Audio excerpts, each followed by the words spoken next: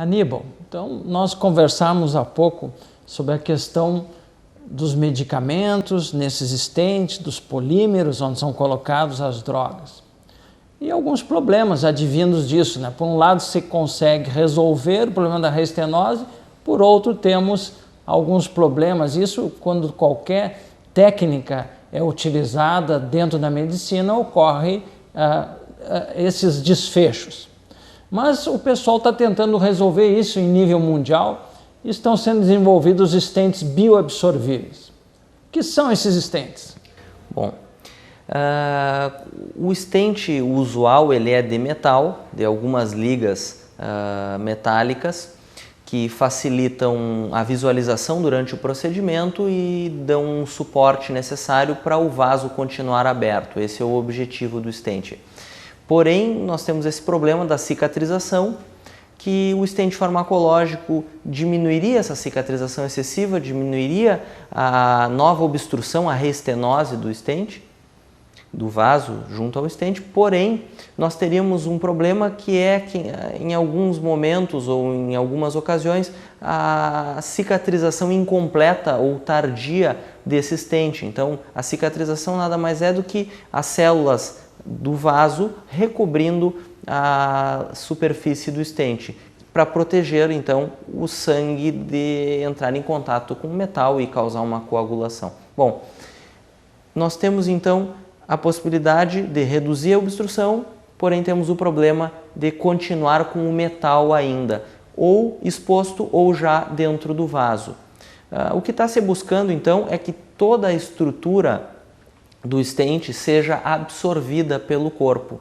Então, tem alguns colegas que comentam, quem sabe no futuro a gente vai olhar para trás e pensar, pô, há um tempo atrás utilizávamos um metal e deixávamos ele dentro do corpo. No momento é o que temos de melhor, mas está se estudando a possibilidade então de utilizarmos plataformas, stents, portanto, que seriam totalmente absorvidos.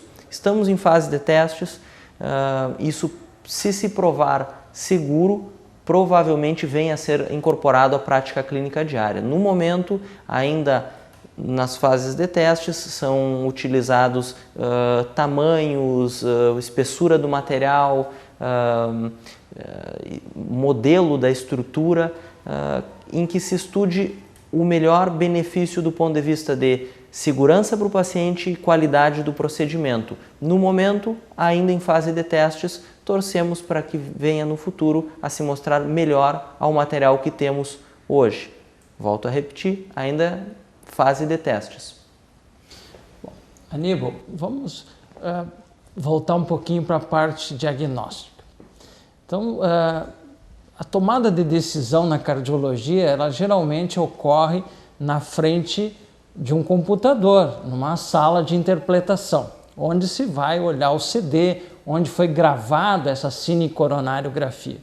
Antigamente nós fazíamos isso em torno do Tagarno, que nós temos até ali no ICOR um museuzinho com o nosso Tagarno, que na época nós tínhamos filmes de 35 milímetros, onde eram revelados, passavam por processos químicos e assim por diante. E ali sempre foi o local de discussão entre o cardiologista clínico, o cirurgião e o hemodinamicista para a melhor tomada de decisão.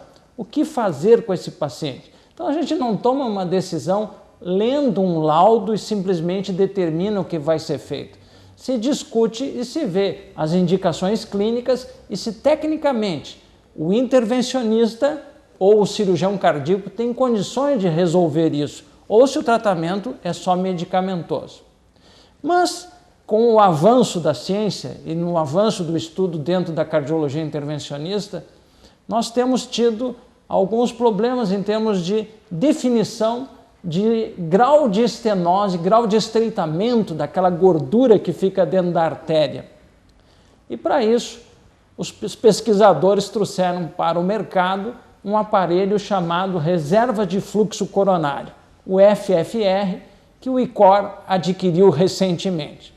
Aníbal, você lá em Porto Alegre manuseou várias vezes o FFR, o reserva de fluxo coronário. Quando você utiliza, quais os critérios, para nos ajudar na tomada de decisão desse paciente? Bom, doutor Arnoldo, o FFR é mais uma ferramenta para nós utilizarmos no dia a dia, que deve sim ser reservada para avaliação daqueles estreitamentos na artéria do coração, nas coronárias, que nos colocam em dúvida se esse estreitamento está causando uma redução do fluxo sanguíneo adiante da lesão. Então, o que acontece? Nós temos algumas maneiras de avaliar se uma lesão está causando uma obstrução. A primeira delas é sintomas, eletrocardiograma, mas eventualmente nós podemos ficar em dúvida e podemos lançar mão, por exemplo, de um teste de medicina nuclear, que muito ajuda, um ecocardiograma de estresse. Porém, eventualmente, nós podemos ter mais de uma lesão no mesmo território, ou até territórios próximos, que vem uma coronária de um lado, outra coronária do outro, e eventualmente nós não temos como, com um exame somente de imagem, definir qual a lesão que está causando esse estreitamento. Então nós temos agora uma ferramenta que mede a pressão adiante do estreitamento, é um fiozinho quase que da espessura de um fio de cabelo, em que nós passamos adiante da lesão e medimos a pressão após a lesão e antes da lesão. Havendo uma redução da pressão numa proporção abaixo de 0,8 ou 0,75 na pressão adiante do estreitamento, essa lesão está causando sim redução do fluxo, redução do sangue que vai para o coração e está causando sintomas de isquemia. Então, conseguimos daí identificar qual a lesão que está causando o estreitamento. Sem essa ferramenta, nós podemos eventualmente ficar em dúvida em qual coronária nós temos que tratar. Então, é mais uma ferramenta que nos traz maior segurança e definição de qual a doença ou o que a doença está causando num paciente. Bom, quando você aborda um paciente, eu sei que você gosta muito da técnica radial. Nós temos 3 maneiras de abordar o paciente no setor de cardiologia intervencionista. Ou tínhamos 3, porque eu ainda sou da geração Sones, né?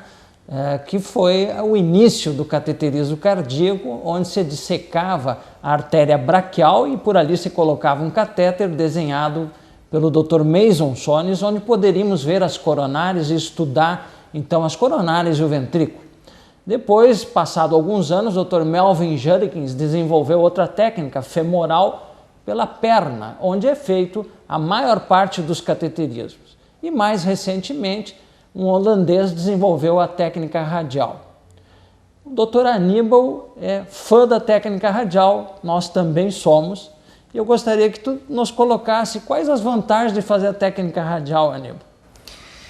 Bom, doutor Arnoldo, a técnica radial ela veio como uma alternativa inicialmente à técnica femoral e se buscando sempre, como o senhor falou, cada vez mais nós buscamos nos aprimorar e a medicina é assim, ela busca melhora, novas ferramentas, evolução das já existentes. E a técnica radial ela veio como parte dessa ânsia do médico em tentar sempre buscar algo novo, pensando em melhorar. A técnica radial começou a ser utilizada em 1989, oficialmente, apesar de nós sabermos que outros médicos fizeram alguns procedimentos por essa via num passado não tão distante. E somente agora, nos últimos 2, 3 anos, nós temos estudos mostrando em que ela pode reduzir custos, pode reduzir tempo de recuperação e principalmente redução de complicações no local da punção, no local do acesso para a realização do exame. Eventualmente, em situações de maior risco de complicações cardiovasculares, como morte, infarto, que nesses casos são os casos de infarto do miocárdio, a técnica radial parece estar associado a uma menor chance de complicação do paciente, não só relacionado ao sítio de acesso, mas também a relação infarto e morte. Então isso está sendo bastante estudado, a gente já sabe que reduz as complicações no local da punção em relação ao sítio de acesso femoral, e ela tem as suas vantagens, ela também tem suas desvantagens, e uma das desvantagens, ela é um pouco mais trabalhosa, ela pode eventualmente não ser possível de realizar em um ou outro paciente, né? Então, mas é uma técnica que vem sendo utilizada cada vez mais, e sempre que possível a gente tenta utilizar nos pacientes de maior gravidade, principalmente nos casos de angina ou infarto, em que o paciente se encontra agudamente, gravemente doente. Bom, na hemodinâmica nós não tratamos somente vasos, claro que vasos coronarianos. Também tratamos outras doenças, no caso, as doenças valvulares. Cada vez mais os pacientes vivem mais, né, Aníbal? Então nós temos uma população de pessoas idosas muito maior, graças a Deus, e à medicina. Então, o problema da válvula aórtica, do estreitamento da válvula aórtica, cada vez chega mais ao atendimento médico. Então nós queremos saber, depois desse intervalo, o que a cardiologia intervencionista está trazendo para ajudar esses pacientes.